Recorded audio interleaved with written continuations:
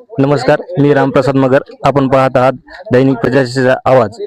आपण ग्रामपंचायत कार्यालय तोंडीतर्फे शेंदूरसणा तालुका वसमत जिल्हा हिंगोली या ठिकाणी उपस्थित आहोत.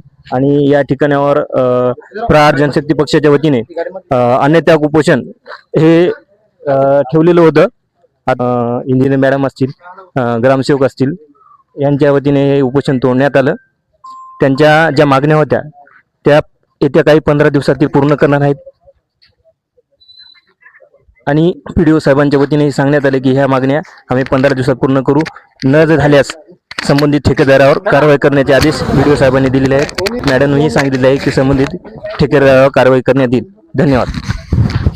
जे प्रहार की महाराष्ट्र शासनाने की घर घर नळ योजना घर घर पाणी देऊ, पण आतापर्यंत आमच्या श्यामनगर वस्ती जिथे की अनुसीना अशा लोकांना तिथं पाण्याची व्यवस्था आतापर्यंत झालेली नाही. खूप भांडणं होत होते. त्याच गोष्टी सर्व लक्षात येऊन प्रहार जनशक्ती पक्षाच्या माध्यमातून सन्माननीय बच्चूभाऊ यांच्या मार्गदर्शनाखाली चोंडी बेरोबा या गावी आम्ही अन्नत्याग आंदोलन ठेवलं. या अन्नत्याग आंदोलनाचं दखल घेऊन सन्माननीय BDO साहेब असतील, जनयुजेचे सर्व पदाधिकारी असतील, ग्रामसेवक असतील, पोलीस प्रशासक असेल, या सर्वांच्या सहकार्याने आज दिनांक सर्व जे आमच्या 4 मागण्या होत्या, 4 मागण्यापैकी एक जलजीवन योजनेचे जे पाणी नळ योजनेचं जे चालू केलं त्याने नवीन याची, तर नवीन याच्यामध्ये पाणी पुरवठा होत नव्हता. तत्काळ ते पाणी पुरवठा करा असं निवेदन दिलं. त्या निवेदनाची दखल घेऊन त्यांनी 15 दिवसाचा वेळ मागितला आहे. 15 दिवसाच्या आत करूत म्हणून त्यांनी आश्वासन असं लेखीद्वारे दिलं. मॅडम, तुम्हाला मी याच्या माध्यमातून सांगू शकतो, यांनी जर 15 दिवसाच्या आत, त्यांनी 10 दिवस दिले, आपण 5 दिवस आगाऊ दिले, यांनी जर 15 दिवसाच्या आत नाही केलं तर यांच्यावर कठोर कारवाई होईल अशी अपेक्षा मी तुमच्याकडून बाळगतो. त्याच्यानंतर दुसरा विषय ग्रामपंचायतचं 5% निधी दिव्यांगाचा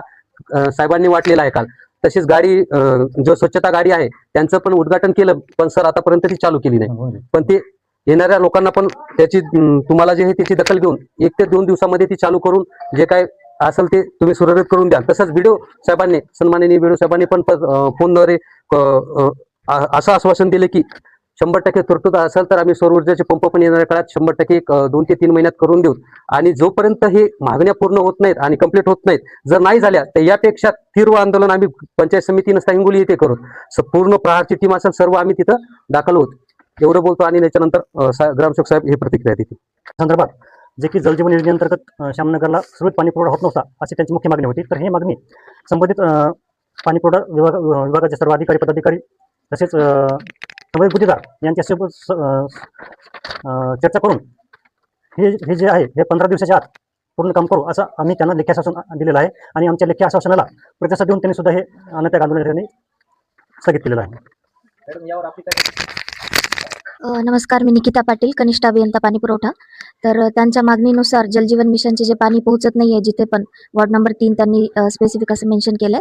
तर तिथं आता कॉन्ट्रॅक्टरला आम्ही सांगितलंय तर 10-15 दिवसांचा जो त्यांनी कालावधी मागितलाय तेवढ्या दिवसात ते काम कंप्लीट करतील व त्या ठिकाणी पाणी पोहोचेल असं सांगितलेलं तर आहेच. आणि जर पाणी नाही पोहोचलं तर त्यांच्यावर काहीतरी कारवाई करण्यातच येईल आमच्याकडून.